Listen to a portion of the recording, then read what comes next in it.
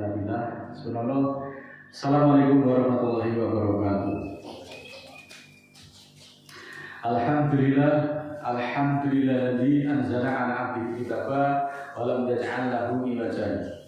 Asyhadu an la ilaha illallah wahdahu la syarika lah, innama huwa ilahul wahid. Allahu la ilaha illa huwa rabbul 'arsyil 'azim. Allahu la ilaha illa huwal hayyul qayyum. Allahu la ilaha illa huwar rahmanur rahim. Qala rabbi shrah li sadri wa yassir li amri wa hlul 'uqdatam min lisani yafqahu qawli waj'al wazira min ahli. Muslimin muslimat yang dimuliakan Allah, sesungguhnya segala pujian milik Allah semuanya, dan kita semuanya memuji, kita semua memohon pertolongan dan ampunan kepadanya, dan kita berhidup kepada Allah dari kesesatan jalannya setan. Siapa yang Allah sesatkan, maka tidak ada yang dapat menunjukinya, dan siapa yang Allah berikan petunjuk, tidak pula ada yang bisa menyesatkannya. Saudaraku, Islam memerintahkan kepada para pemeluk-pemeluknya untuk mengikuti dalil dan tidak memperkenankan seseorang itu taklid buta atau mengikor atau hanya sekedar membiru, kecuali di dalam hal keadaan yang darurat atau mendesak, yaitu tatkala seseorang itu tidak mampu mengetahui dan mengadalinya dengan pasti. Hal ini berlaku dalam seluruh permasalahan agama, baik yang terkait dengan akidah maupun yang terkait dengan hukum-hukum. Mari kita simak kepada Allah melalui surat ke-63 ayat 4. A'udzubillahi minasyaitonir rajim. Bismillahirrahmanirrahim.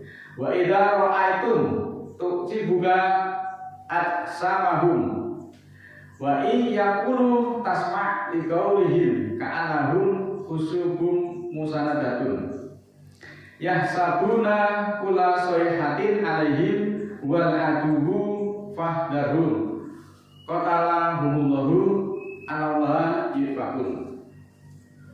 Ketika engkau melihat mereka menakjubkan kamu, tubuh-tubuh mereka, dan jika mereka berbicara, engkau mendengar perkataan mereka seolah-olah mereka papan kayu tersandar.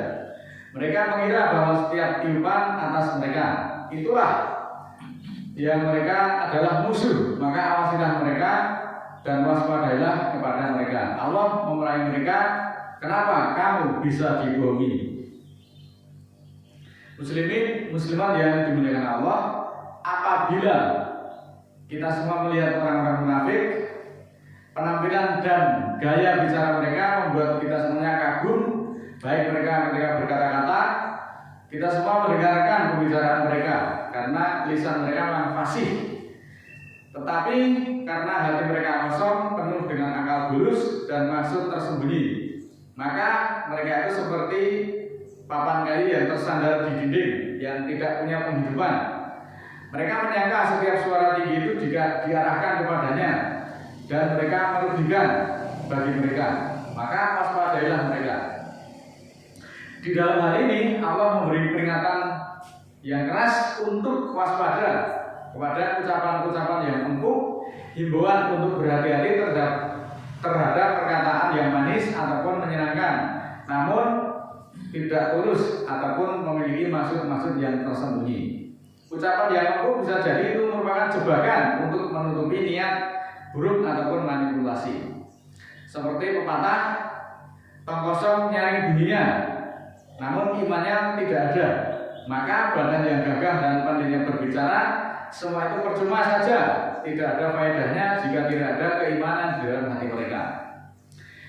Karena mereka memperhatikan penampilan zahir saja, tetapi di dalam hati mereka adalah kosong karena penuh tipu muslihat. Rasul itu tidak pernah memerintahkan umatnya untuk memuji dirinya sendiri secara berlebihan. Meskipun memuji Rasul itu juga diperbolehkan, bahkan dianjurkan sebagai bentuk kecintaan dan penghormatan. Namun demikian, pujian yang berlebihan dan mengarah pada penyembahan ataupun klaim ketuhanan, hal itu dilarang oleh Allah. Memuji Rasul baik dengan sifat-sifat terpuji yang memang ada pada dirinya, seperti kejujuran, keadilan, kasih sayang, dan akhlak mulia adalah hal-hal yang baik. Ini bertujuan untuk meneladani beliau dan menumbuhkan kecintaan kepada ajaran beliau. Pujian yang dilarang adalah pujian yang berlebihan, tidak sesuai dengan kenyataan, atau mengarah pada klaim bahwa Rasul itu memiliki sifat-sifat ketuhanan. Contohnya apa? Contohnya banyak, yaitu menyamakannya dengan Tuhan atau mengatakan bahwa dia memiliki sifat-sifat yang tidak dimilikinya, seperti Rasul itu bisa membagi syafaat, kemudian Rasul juga dapat memveto keputusan Allah, membatalkan keputusan Allah. Sholat itu bisa ditawar sampai hanya menjadi 5 kali atau 5 waktu. Kemudian juga Rasul itu dikatakan dapat mengentaskan orang yang masuk di dalam neraka, dan Rasul juga dikatakan mengetahui hal-hal yang gaib. Itu semuanya tidak dimiliki oleh Rasul, maka kita harus paham. Surat ke-53 ayat 32, ayatnya sangat panjang ini, kita ambil ujungnya aja. Fala tuzaku anfusakum wa huwal ala a'lamu bima taqul. Maka janganlah kamu mengatakan dirimu suci, dialah yang paling mengetahui tentang orang-orang yang bertakwa. Nah, kultus individu yang berlebihan ataupun pemujaan kepribadian adalah fenomena ketika seorang mendapatkan pujian dan penghormatan yang berlebihan, seringkali menciptakan citra yang ideal ataupun pahlawan-pahlawan yang tidak realistis. Ini bisa terjadi di dalam berbagai konteks, termasuk dalam politik, agama, budaya populer. Ini banyak terjadi, dan ini dapat memiliki dampak negatif kepada individu dan masyarakat. Sedangkan Allah memerintahkan sebagai berikut di dalam surat ke-6 ayat 1, Alhamdulillahilladzi khalaqas samawati wal arda wa ja'ala dzulumati wan nur summa ladina kafaru bi rabbihim ya'dilun. Puji-pujian hanya untuk Allah yang menciptakan samawat dan bumi, dan Dia jadikan kegelapan dan terang ataupun menjadikan siang dan malam. Kemudian orang-orang kafir menentukan hukum kepada Tuhan mereka. Hukum-hukum syariat yang diterangkan di dalam surat Al-An'am itu diantaranya adalah hukum larangan mengikuti kebiasaan dari orang-orang musyrik, bahwa segala bentuk pujian dan sanjungan pada hakikatnya hanya pantas ditujukan semuanya hanya kepada Allah. Ini karena Allah adalah sumber segala nikmat dan kesempurnaan, dan pujian adalah bentuk pengakuan atas sifat-sifatnya yang mulia. Meskipun manusia bisa saling memuji, tetapi pujian tersebut pada akhirnya berasal dari Allah dan akan kembali kepadanya. Surat ke-25 ayat 73, waladina idza dzukiru bi ayati rabbihim lam yahkiru 'alaiha summan wa umyanan. Dan tidaklah orang-orang yang ketika diperingatkan dengan ayat-ayat Tuhannya tidak merunduk matanya secara tuli dan buta. Islam di dalam hal ini mendorong umatnya untuk berpikir kritis dan mencari kebenaran, bukan sekedar mengikuti tanpa memahami. Taklid buta, yaitu mengikuti suatu pendapat tanpa memahami dalilnya, dilarang di dalam Islam, terutama dalam hal akidah dan hukum-hukum agama. Meskipun taklid itu juga diperbolehkan bagi orang-orang awam dalam beberapa kondisi, mengikuti pendapat tanpa dasar yang jelas, tanpa memahami dalilnya adalah merupakan bentuk penyimpangan. Taklid buta juga mencegah seseorang untuk memahami ajaran agama secara mendalam dan kritis. Kemudian dengan taklid buta dalam agama Islam tidak dianjurkan, dan umat Islam didorong untuk memahami agama itu secara mendalam dan kritis. Inilah perlunya sifat-sifat yang kritis. Manusia harus didorong untuk menggunakan akalnya dengan baik, terutama akan berusaha dan menempuh jalan kembali kepada Allah, membekali dirinya dengan ketakwaan dan menjauhi segala bentuk perilaku dan perbuatan yang membinasakan. Apabila kita cermati ayat-ayat Allah, maka akan tampaklah bagi mereka bahwa kebahagiaan dan keselamatan hanya ditemukan melalui satu jalan, yaitu jalan tauhid, yang artinya mengesahkan Allah di dalam beribadah. Oleh sebab itu Allah mengutus segenap Rasul untuk mengajak manusia itu kepada kunci kebahagiaan hidup di dunia maupun di akhirat. Harus diakui yang sering terjadi adalah banyaknya di kalangan umat Islam itu yang mengutuskan ulama ataupun ustadz tertentu, seakan-akan ulama itu merupakan ustadz yang mulia, adalah orang yang suci, orang yang tidak bisa salah, bahkan Orang akan menjadi marah ketika junjungannya itu dikritik ataupun diberi masukan. Mereka akan kelojotan, kejang-kejang ketika ustadznya diberikan kritik oleh orang lain. Sikap umat Islam tersebut tidak bisa dilepaskan dari rendahnya literasi masyarakat kita. Suka atau tidak suka, kita harus akui bahwa kebanyakan orang pada umumnya malas membaca dan lebih suka menjadi pendengar. Akibatnya mereka menjadi kurang wawasan ataupun wawasannya sempit. Di dalam bahasa gaulnya, dolannya kurang adoh. Nah, ini menyebabkan wawasan kita menjadi picik. Oleh karena itu, pada setiap hari di dalam sholat kita membacakan doa dan sebuah ungkapan ketulusan hati seorang hamba dengan ucapan iyyaka na'budu wa iyyaka nasta'in. Hanya kepadamu ya Allah kami beribadah dan hanya kepadamu ya Allah kami meminta pertolongan. Di dalam surat Al-Fatihah ayat 5. Inilah sumber kebahagiaan dan keselamatan. Beribadah kepada Allah semata-mata dan meninggalkan segala bentuk sesembahan selain Allah. Ini adalah letak kemuliaan manusia dan letak kecerdasan berpikir seorang hamba. Hanya Allah lah yang menguasai segala urusan di dunia apalagi di akhirat nanti.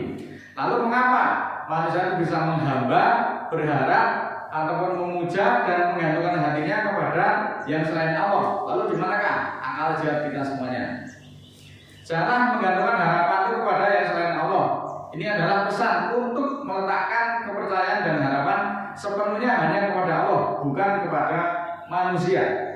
Ini menekankan pentingnya tauhid, yaitu mengisahkan Allah di dalam segala hal, termasuk di dalam harapan dan doa. Berharap hanya kepada Allah akan membawa ketenangan, karena Allah adalah satu-satunya yang maha kuasa dan tidak terbatas di dalam memberikan pertolongan dan karunia-Nya. Mari kita simak surat ketiga, surat Ali Imran ayat 173. A'udzubillahi minasyaitonir rajim. Bismillahirrahmanirrahim. Alladzina qalu lahumun nasu innan nasa qad jama'u lakum fahsauhum fajadahum imanan wa qalu hasbunallah wa ni'mal wakil. Orang-orang yang manusia berkata kepada mereka bahwa manusia sungguh telah berkumpul terhadapmu untuk menyerangmu, maka takutlah kepada mereka. Lalu iman mereka bertambah kepada mereka dan mereka berkata bahwa tujuan kami adalah Allah dan sangat nikmat Dia sebagai wakil. Juga hal senada dalam surat ke-94 ayat 8, wa ila rabbika farghab, dan hanya kepada Tuhanmu lah hendaknya kamu berharap. Ayat-ayat ini jelas memberikan isyarat bahwa kita sebagai makhluk Allah dilarang untuk berharap kepada yang selain Allah. Hanya kepada Allah yang harus kita berharap, sebab Dia adalah maha segala-galanya. Tidak jarang orang yang menghadapi masalah itu dengan cara menangis, mengeluh, pesimis, menggerutu, seolah-olah dia tidak memiliki Allah dan hanya bergantung kepada manusia.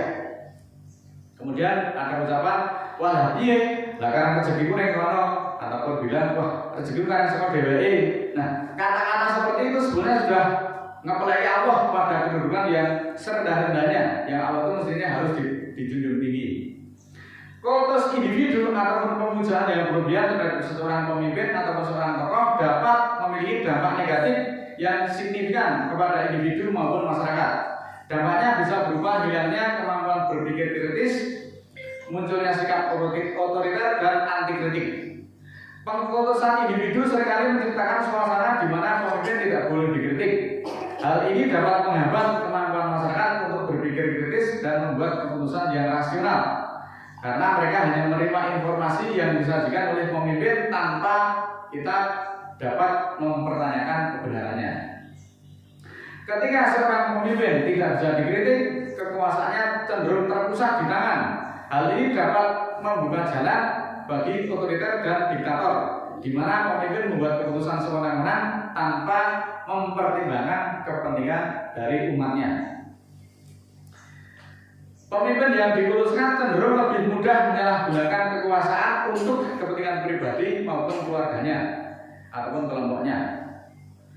Perlu untuk diingat bahwa kultus individu bukanlah fenomena yang sehat, tapi lebih banyak mandornya. Masyarakat harus menjaga jarak dan upaya untuk mengkuluskan individu dan mendorong berpikir kritis. Tidak ada faedahnya menjadi pengolor atau penjilat. Saudara, marilah kita kembali kepada Tuhan. Kalau di negara Wakanda mungkin menjadi penjilat atau menjadi buser, bisa jadi komisaris, enak. Tetapi kalau di dalam kelompok pengajian, jadi penjilat itu memang yang dicari apa? Kita semuanya itu pemuja Allah, bukan pemuja manusia. Mudah-mudahan Allah mengampuni kita semuanya. A'udzubillahi minasyaitonirrajim. Bismillahirrahmanirrahim. Allahumma firli walil mu'minina wal mu'minat al-ahya'i minhum wal amwat. Innaka sami'un qaribun mujibud da'wat. Innaka 'ala kulli syai'in qadir.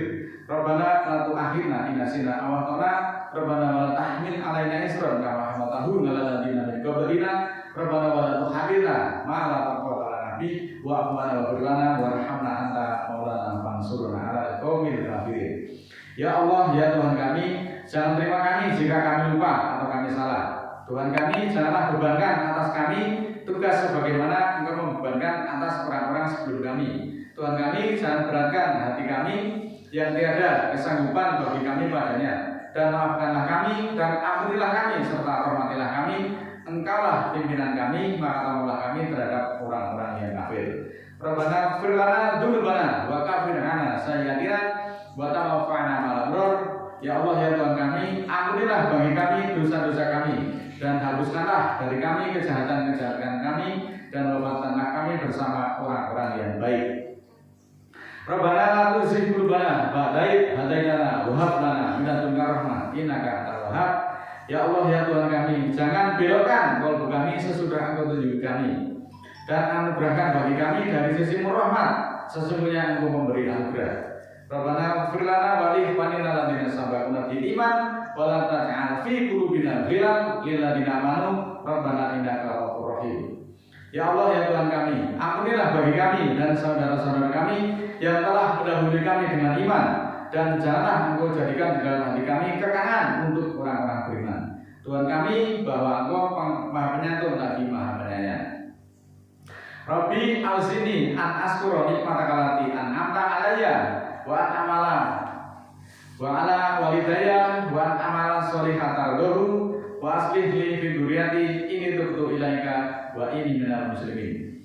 Ya Allah, ya Tuhan kami, bawa aku untuk mensyukuri nikmat-Mu yang Engkau nikmatkan atasku dan atas ibu bapakku, dan untuk beramal soleh yang Engkau ridhoi. Jadikanlah aku berbuat soleh pada keturunanku. Aku bertaubat kepadamu dan aku termasuk muslimin. Subhana rabbika rabbil izzati amma yasifun wa salamun alal mursalin walhamdulillahi rabbil alamin. Maha suci Tuhanku, Tuhan kemuliaan tentang apa-apa yang mereka sifatkan, dan keselamatan atas para utusan dan segala pujian kemuliaan Allah Tuhan semesta alam. Walhamdulillahi rabbil alamin. Wassalamualaikum warahmatullahi wabarakatuh.